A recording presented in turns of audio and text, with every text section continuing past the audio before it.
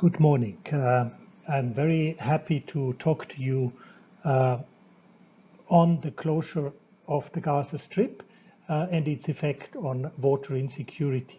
We analyzed this question based on a systems map which we developed for the Gaza Strip.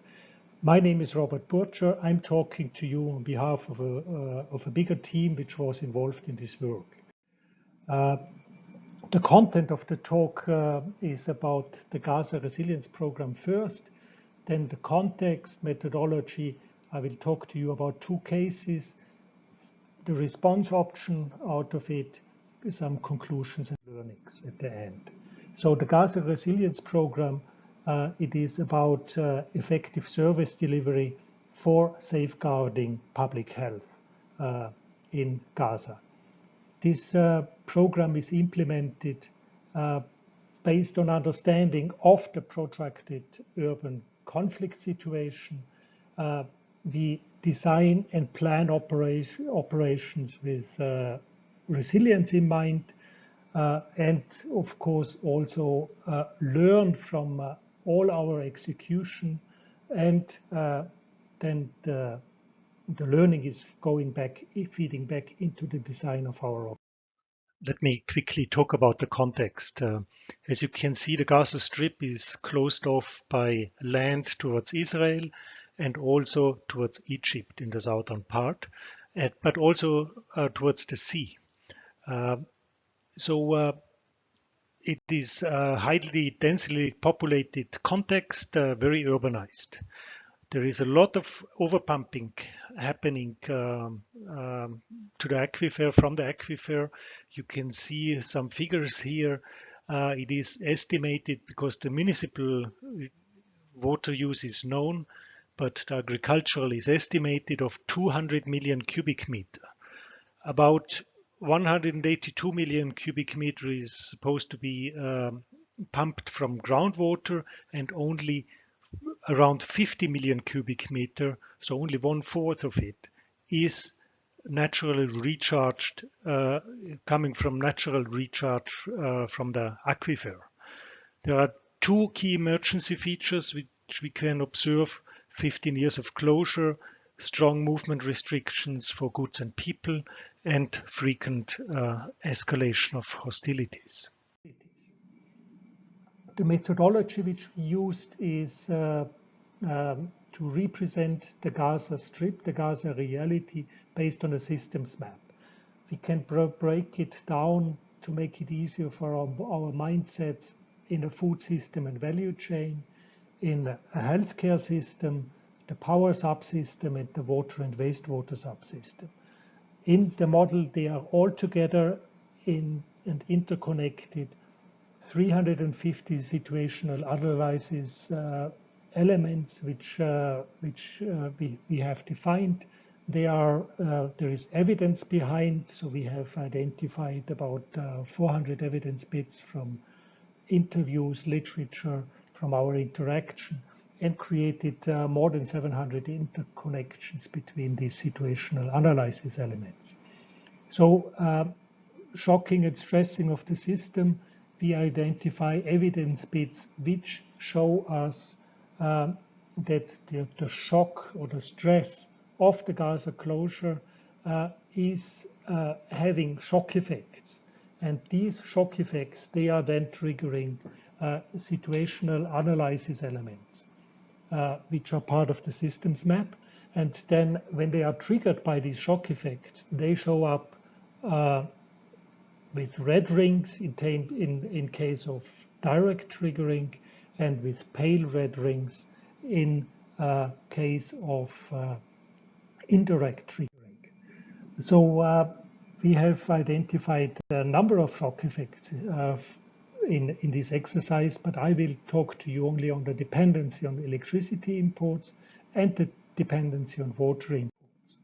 This is then creating a rather complex map which goes beyond the 10-minute talk. I will focus now on the case of electricity, and then later on the case of water. So we have causes which do point towards the water supply gap. So there is the Israeli power lines which are unreliable, crossing these closure elements which are there.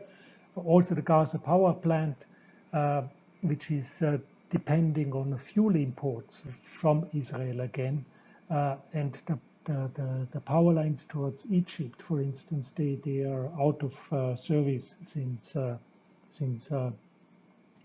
couple of years. But then there are also some features like climate change with higher temperatures, which is requiring even more electricity for cooling, for instance. There is power grabbing happening, the fragmentation of institutional relationships is also not helping to close the energy gap. And then on the other side, we have the effects. Some of them are overlapping. For instance, when there is electricity gap, there is additional power grabbing happening. So there is also an effect to it. So other effects on the lower side of the figure for today's talk, there are the water elements. So electricity supply gap is producing directly a water supply gap, because when there is no electricity, there is no water. There is disruptions of water and wastewater services. The seawater desalination plants cannot run at the design capacities. But there are also other features, other effects from electricity gap on the health sector in the middle part of the image, and also on the crops, on the agricultural production capacity, which also requires electricity. And then generally the human well-being, the ability to run a stronger economy, all this depends on the electricity availability. Dependency on water imports. I would like to focus on this slide on the orange part of the columns. This is the imports from the Israeli water company Mekorot.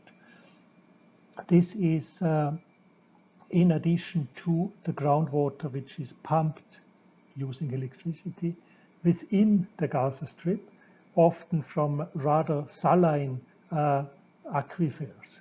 And then we see on also the desalination which is happening in rather small amounts, especially the desalination from the seawater.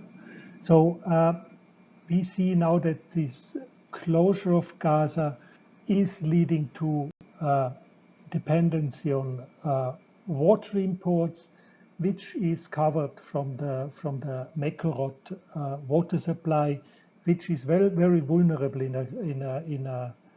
a conflict situation and can always exacerbate already existing water supply gaps. Also quality-wise, because there is a lot of salinity in the groundwater which is pumped internally in the Gaza Strip, so the mixing with Mekorot water allows to have higher domestic water quality and improving the service provision towards household, which is then helping the overall health and hygiene practices at household level, which is a strong factor for or for not having a better public health situation in the Gaza Strip. Similar causal links can be created on the crop side, crop production side, or if water is available or not available in the healthcare infrastructure. This is all contributing to the public and environmental health situation of the Gaza Strip.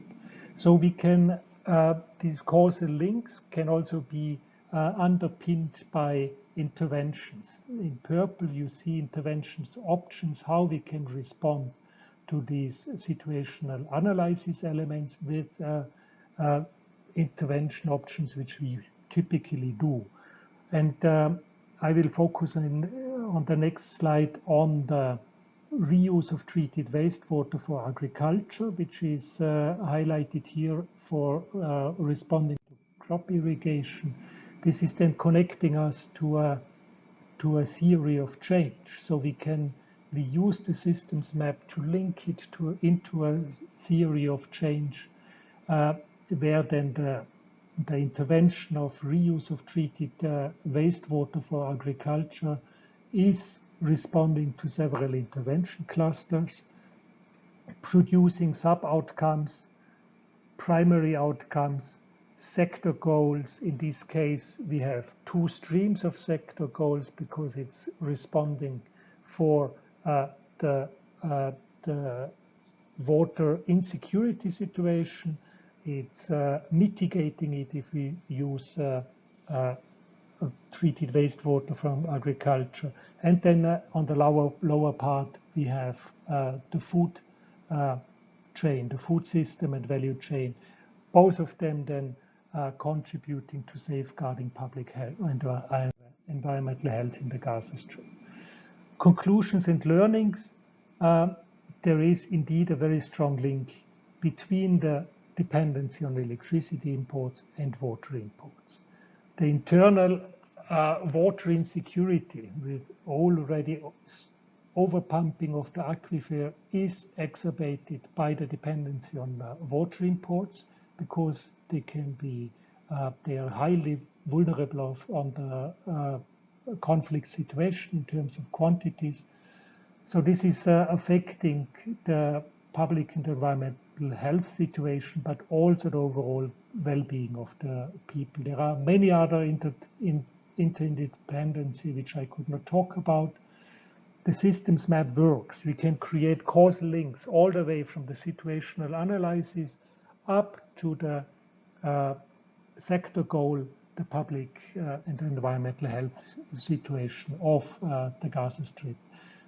It allows us to use the system map approach to steer the portfolio of interventions towards outcomes. We are in a continuous learning process. We are still building the plane as we fly it. And the very final slide now, the satellite image, is astonishing how well it shows us the closure line between the Gaza Strip and Israel.